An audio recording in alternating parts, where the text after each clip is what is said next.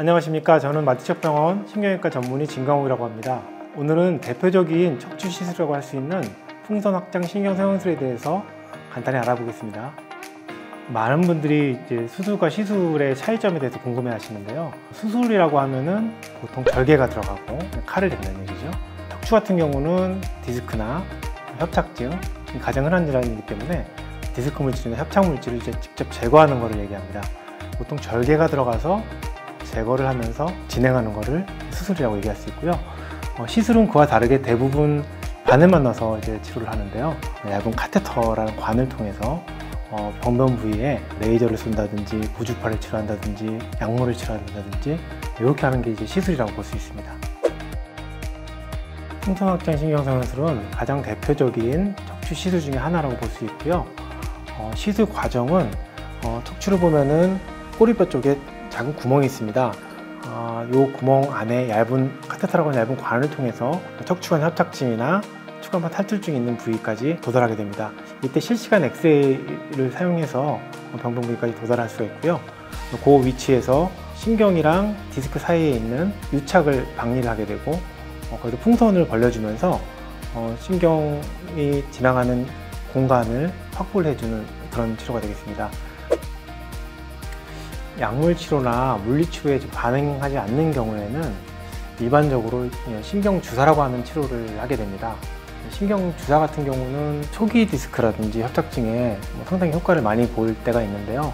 주사 치료로 조절이 잘 안 되는 척추관 협착증이나 추간판 탈출증이 좋은 적응증이 되겠습니다. 이 시술은 이제 꼬리뼈 바늘이 들어가는 부위에 국소마취만 통해서 이루어집니다. 그렇기 때문에 얇은 관이 신경 주변을 지나갈 때 상당한 통증을 좀 유발하기도 합니다. 근데 요즘에는 대부분 이제 수면 마취를 통해서 진행을 하기 때문에 환자분이 아예 기억이 안 나는 정도까지 마취를 할 수가 있고요.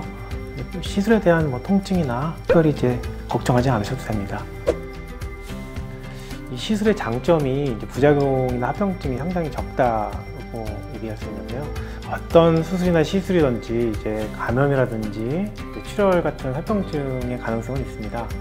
이 시술 같은 경우는 다른 시술에 비해서도 좀 합병증이나 위험성 가능성이 좀 낮다고 볼 수 있는데, 그 이유는 디스크에 직접 바늘을 넣어서 하는 치료가 아니기 때문에 수술 후에 생길 수 있는 디스크에 생기는 감염이라든지 구멍을 통해서 재발한다든지 이런 위험성은 상당히 낮다고 볼 수 있고, 전체적인 위험성은 상당히 낮은 시술이라고 볼 수 있습니다. 이 시술의 장점 중에 하나가 바로 일상생활이 가능하다는 데 있습니다. 보통은 병원에서 하룻밤 주무시게 되는데요. 다음날 이제 샤워를 하거나 일상생활 하는데 특별한 문제가 없는 경우가 많고요. 그리고 시술 후에 운동이 가능하고요. 저 같은 경우는 바로 이제 걷는 운동 같은 거를 바로 시작하기를 권하고 있습니다. 이 적응증이 잘 맞는 경우에는 상당히 드라마틱한 치료 효과를 보이는 경우가 있습니다. 어떤 경우에는 증상이 좋아지는데 시간이 걸리는 경우가 꽤 있고요. 그런 경우에는 물리치료나 주사치료 같은 거를 좀 도수치료 이런 거를 좀 해야 되는 경우가 있습니다. 그리고 심한 협착증, 추간판 탈출증이 있으면서 마비가 동반된 경우에는 치료 효과를 좀 기대하기 힘듭니다.